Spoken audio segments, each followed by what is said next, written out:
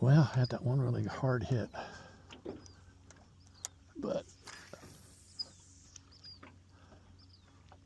two little dinks, and then the one really hard hit that I missed.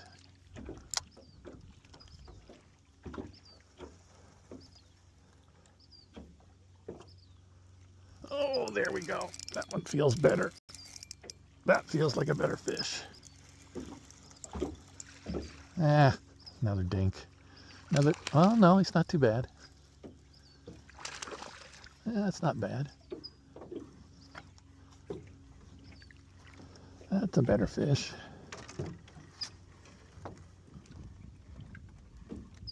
Yeah, that's a little bit better fish. Not that big, but I need my pliers for that.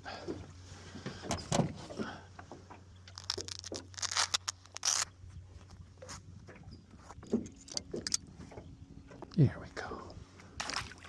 There we go. Nice release. Retie.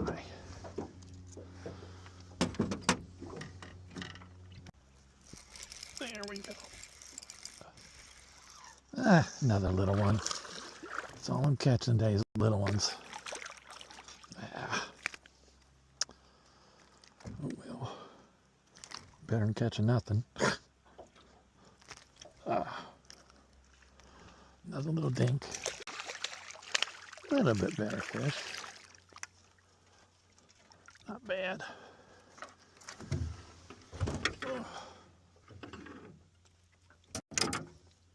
Swallowed that thing good.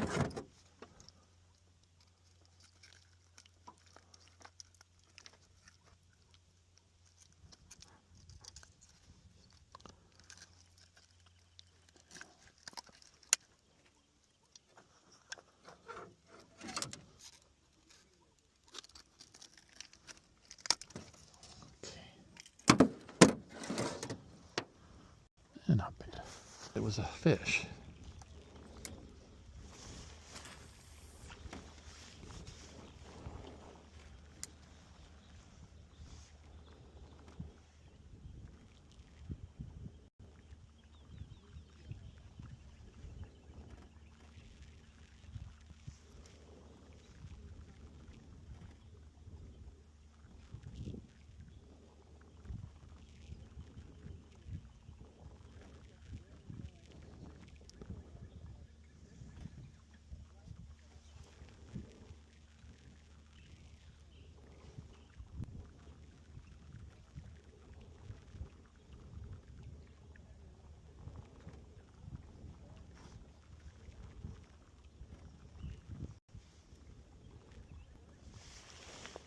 Here we go. There we go. Second cast.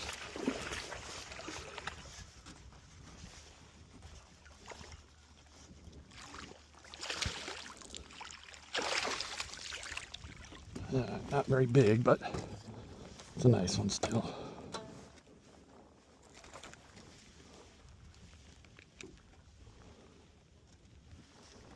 Eat my stick bait.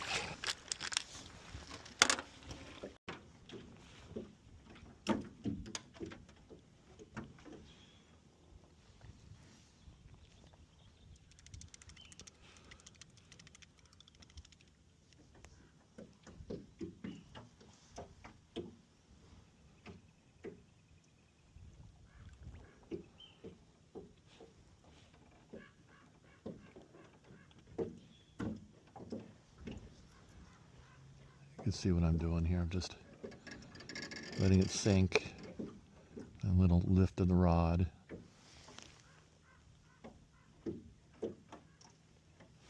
There we go. There's another one. Ooh. Oh, it's fighting better. A little bit better fish. I think we'll get the net with this one. There we go. Nice. All right.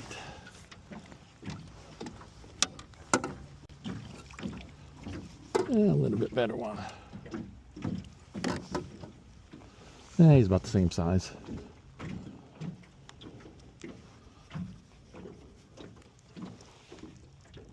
I go.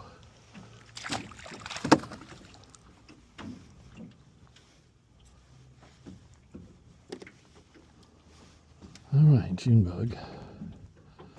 Got him on the June bug stick bait. So you can see what I was doing, just working these boulders here, these stick ups. Great place to work the stick bait. And the Texas feels good. Oh, that feels like a good fish. Feels like a good one.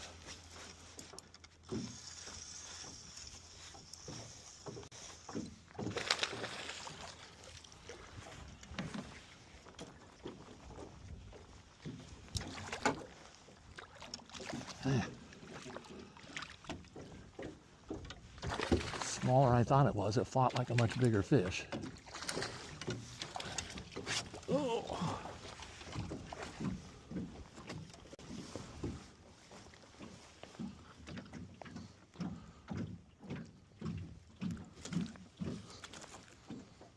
Oh boy. Okay, let's talk about how to rig and fish the Senko. First off, when you're talking about Senkos, that's a trademark name of Gary Yamamoto baits. So unless you're fishing their baits, that's really the only Senko. Commonly, what you'll see is a lot of other brands, and they're referred to as stick baits or soft stick baits. So what we have here are a bunch of stick baits. My son happens to make these. He's been making them for about 15 years. It's the only stick baits I fish. They work great. They're not commercially available. So you'll see that I have primarily purples and greens. And that's what I generally use. They come in all different colors by all different types of manufacturers. And then I have a white one out here for the purpose of showing you how to rig the bait and how to fish it. So you can see that I have it lined up here where this part of the hook is going to be inside the worm there. And then I'm going to do what's called a skin hook. I'm going to show you a skin hook, a regular hook, and of course wacky rig. So let me go ahead and rig this up for you.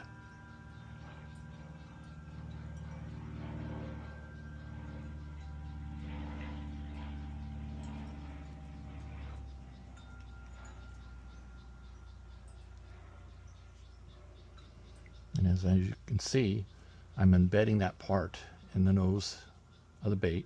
And this is how it's going to lay. Use your thumbnail right here as to where you're going to put the hook in on the bottom of it. So I've marked it with my thumbnail. I'm just bringing it up there, exposing it, and then I'm going to push forward with the bait here. See how I'm pushing it forward? And I'm going to put the hook point in it. And you want to try to have that bait on there as straight as possible. So there, that's what's called a skin hook. Keep that bait straight. If it has a curve in it, redo it so it doesn't have a curve in it, or else your bait's going to spin and going to twist your line. You're not going to get bit. So this is how I fish the stick bait 95% of the time. Sometimes I'll go ahead and do a traditional hook like you would with a plastic worm, where I'm just going to put it right in the middle of the bait like that. So then it's not even close, and fish it like that. The other way, of course, is simply putting the bait right through here, standard hook, a wacky rig hook, which I almost never fish wacky rig. But if you're going to do it, fish a wacky rig, you're going to want to get it where you use the weedless hooks there like that. So let's take a look at how you should fish this.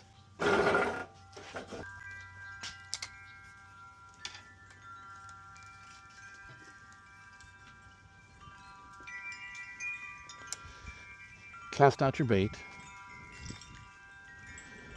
and you can see it sinking, and probably should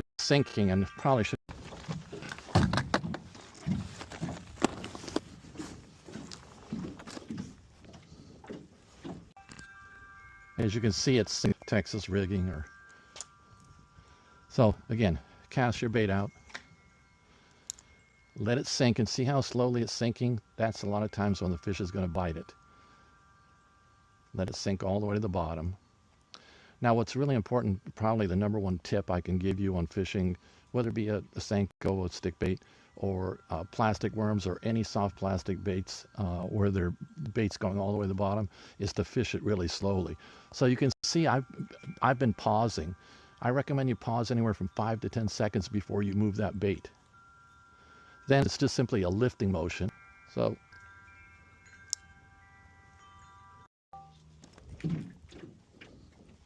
here we go. Long, I always fish a Gamakatsu 3/0 hook. I consider it the perfect size for fishing this size of stick bait. As you can see, I have some smaller ones here, size 1, size 2, and for bigger fish, I have a 5/0 as well. So if you're going after big fish, you know you're fishing for large fish, I'd use the 5/0 even on this smaller worm, or of course larger worms, larger stick baits. When you're fishing for smaller fish and you are fishing finesse fishing, maybe clear water, light line, go with the smaller ones, particularly using maybe the shorter stick baits that come in 3-4 inch sizes. You'll use these smaller sizes. But traditionally, I use 3/0 95% of the time when I'm fishing stick baits. Hopefully this helps you. Okay, to recap, color-wise, I like purples and greens. Green pumpkin and watermelon. You can see different colors of flake. June bug, the purple and red. Here's a kind of morning dawn color there, and stick bait. Plain purple here. Rigging. Again, this is skin hook, or in the middle of the worm, as I showed you, or the stick bait.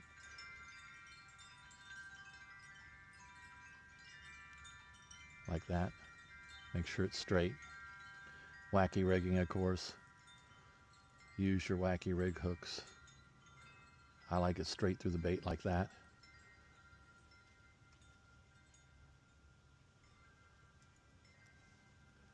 But use the weedless hooks so you don't get snagged. As far as the hooks go, like I said, I only use Gamakatsu. They're quality hooks. The extra wide gap 3/0 is what I recommend. And of course, as you can see, this is flat, so it's perfect for that skin hooking technique. As far as line goes, important when you're fishing stick bait, use fluorocarbon. Again, this is what I prefer. This is what I use. But if you have another brand that you like, use that. Fluorocarbon sinks, and that's what you want when fishing a stick bait, because your stick bait's going to be at the bottom. You want that line basically to be straight from your bait back to your rod tip. If you have mono, which floats, you won't get as good a hook set. Fluoro also has less stretch than mono, so you want to get a good solid hook set when your line's out a long distance at the bottom. Make sure that you hook that fish. That's about it.